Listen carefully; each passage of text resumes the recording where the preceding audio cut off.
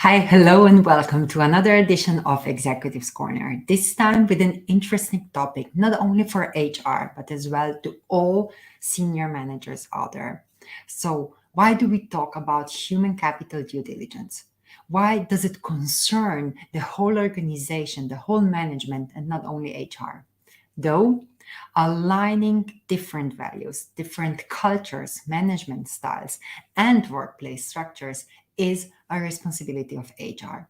And in the phase of mergers and acquisitions and business reorganization, the key role who plays that glue in the processes of not only joining two cultures, two businesses, but as well to keep the engagement levels of employees in different companies alive and high, and to work on motivation, but as well on performance, productivity, and loyalty. That's the key role of HR. And I would love to share with you my own personal experience in that and how I integrate that experience from my corporate career in my today's work as a coach, but as well as a certified coach for a variety of different profiling methods or assessment methods out there, which are used in the face of mergers and acquisitions, due diligence processes, but as well businesses reorganization. So welcome. As most probably you know, my name is Simona Spilak. I work as an executive coach, and I work with senior managers and top leaders out there who are in front of the challenges, not only concerning their leadership style, but as well the performance of their teams, the communication styles, and solving difficult situations, sometimes business, sometimes those related to people. And my one-on-one coaching method is especially here for you to tackle those high stakes decisions, to make those decisions with an ease, but as well to enjoy the process, because at the end of the day, we are also human beings, not only managers or leaders. And if you would love to live that enjoying both of your parts, your professional persona and your personal persona, it's really so important to be equipped not only with the processes and tools, how to do certain things, why to do them and when to do them, but as well to be equipped with that inner confidence, as I call it, which is self-leadership, managing your own life, managing your own approach to business and to your life. And especially in the face of mergers and acquisitions or big reorganizations of the businesses, there are so many processes going on and so many structures being changed and so many values being discussed and so many people being involved in that process. But at the end of the day, it comes down to how we as people and you as a manager and as a leader lead that process, and now how we feel during that process.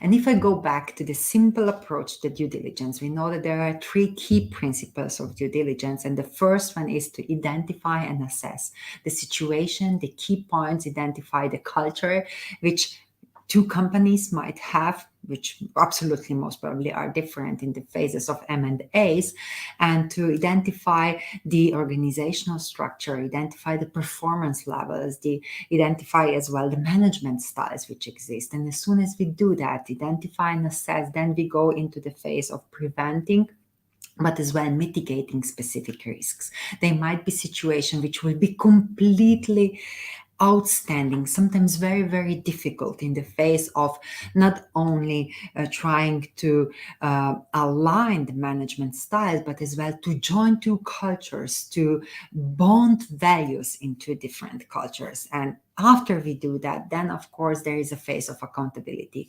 Who will take that step to lead the process of merging and joining two cultures? How we will join businesses, how this will not only impact the results at the end of the day, our performance, but how it will impact people.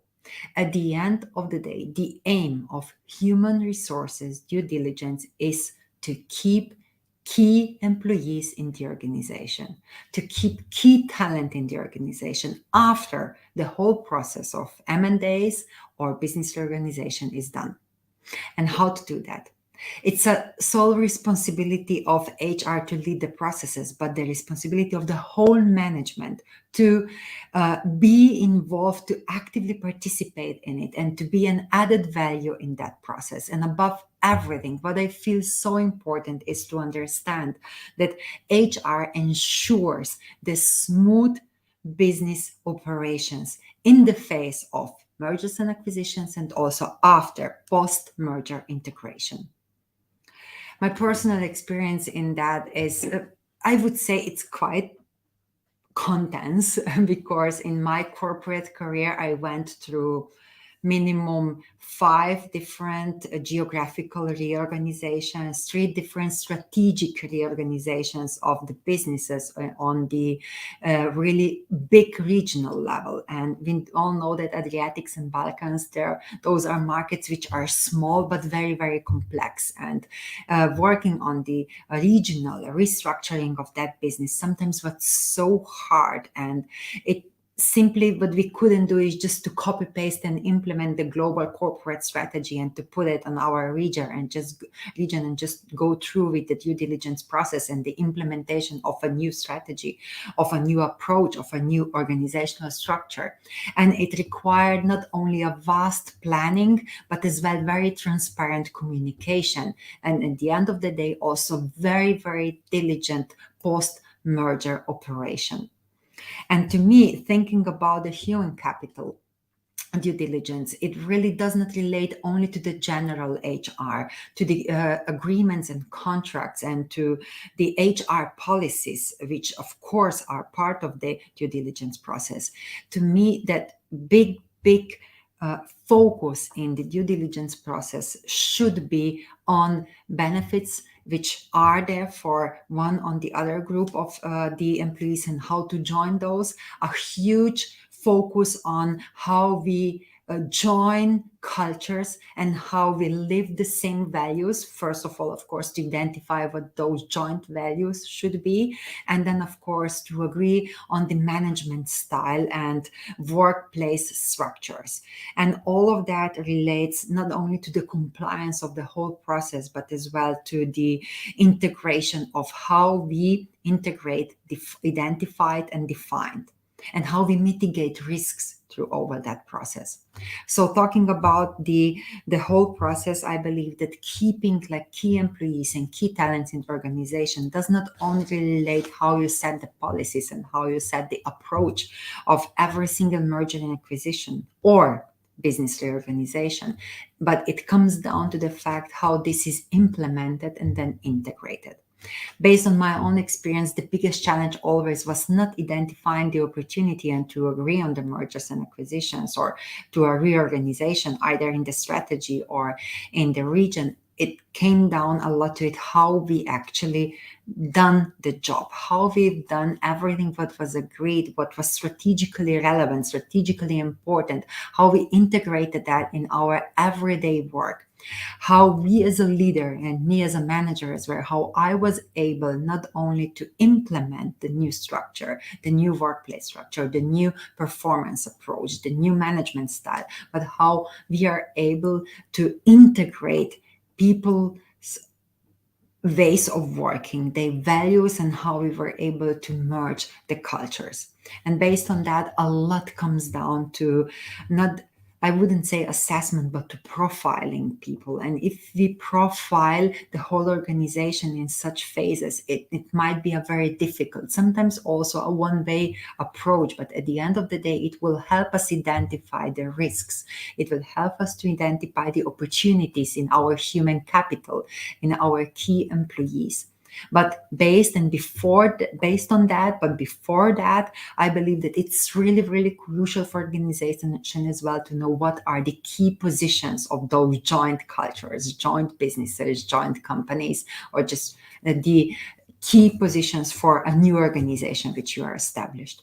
As soon as you know that, that's the number one step to go then to the number two step, which is identifying what process you should take to identify who of your existing employees and your key employees will match the required desire, the requirements of the newly established key positions in the organization. And then what methods will you use? What approach or what methodology will you use to identify key skills, key potentials of your people to match them with the key positions needed in the organization?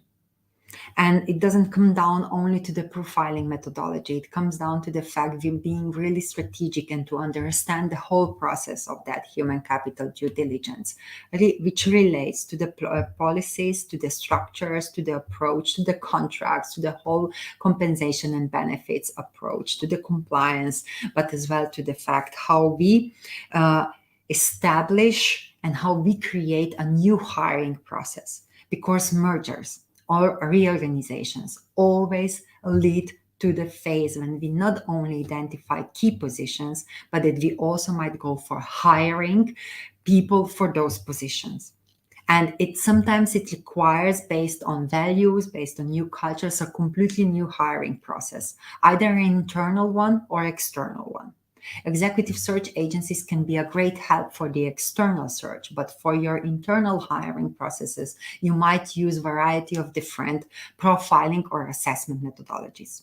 My favorite in those are the Saville real assessment approach, which can work on identifying leadership profile, either impact leadership or a risk leadership profile, which can work on a professional setup of variety of different work roles, which employee can take over, or just a profile of a sales or for marketing expert or a manager in your organization.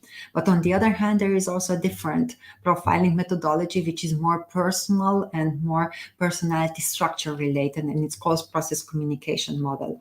And this methodology, in the face of due diligence and mergers and acquisitions, will give you insight about who has that power and as well potential to adjust their communication style to be able to build strong relationships, who will be the glue to connect your team and who will be the driver of that change. Those two combined methodologies of profiling or assessments, individual or 360 or group profilings, Saville and PCM, will give you a great insight, a great basis that you can work on, not only on identify key talent for key positions, but as well to work on your development plans of your new organization.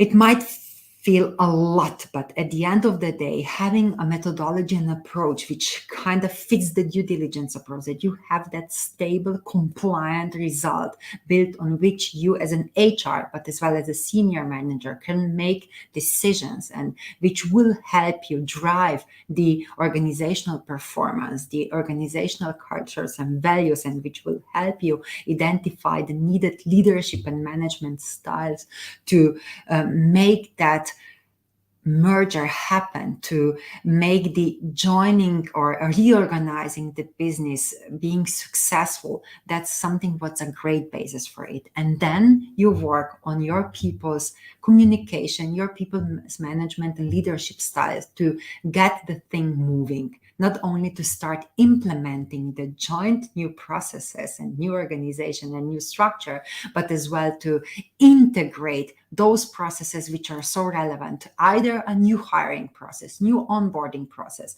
a new strategy approach, a new project management, a new approach to problem solving. It's based on the first initial assessment you need to do. And if we go back, I said at the beginning that there are three principles of due diligence. And the first one is about identifying and assessing. And if you do that process right, if you do the profiling or assessment of your whole organization, people and processes the right way, then you will be able to mitigate the potential risks. Then you will be able to prevent potential challenges and also fears, some difficult emotions during the process. And then based on that, you will be able to make people accountable for specific steps of the integration of either mergers and acquisitions or reorganizing your business. What I wanted to share with today's executive corner topic is that we always think about every single due diligence as a very dry process of steps and structure and deadlines. But at the end of the day, it's all about people, is how we treat people over that process and how we are diligent, not only with the processes and how we cover all important segments, but it is about the fact how we act towards people and how we involve our key employees and key management into that process. And it is on HR to ensure smooth business operations during that process.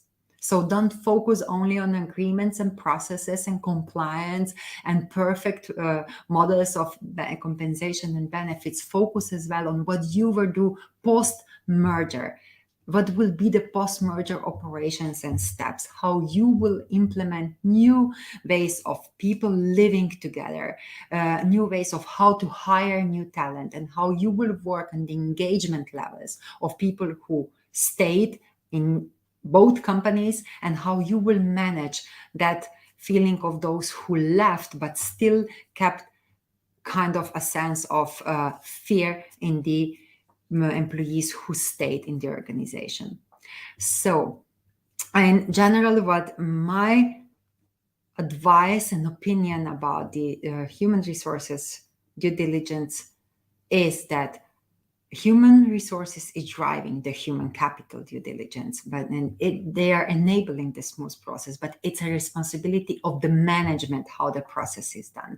It is HR responsibility to choose the perfect methodology, the best methodology, I would say, to lead the processes. But at the end of the day, it's on management, how they integrate that, how they implement that, and how the post-merger integration goes in the sense of people engagement, people performance, how they feel at the workplace, and what leadership style will be used in the future to ensure not only smooth operation, but as well great results and high levels of people engagement and motivation.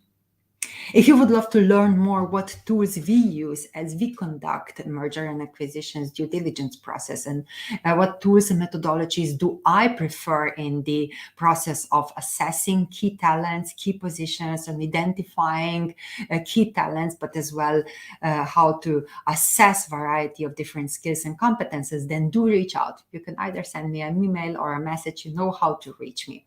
And if you enjoy that topic, then please do share it with your colleagues. It might be interesting for them as well if they are in the phase of merging or acquiring a new company, or if they are working on the organizational restructuring.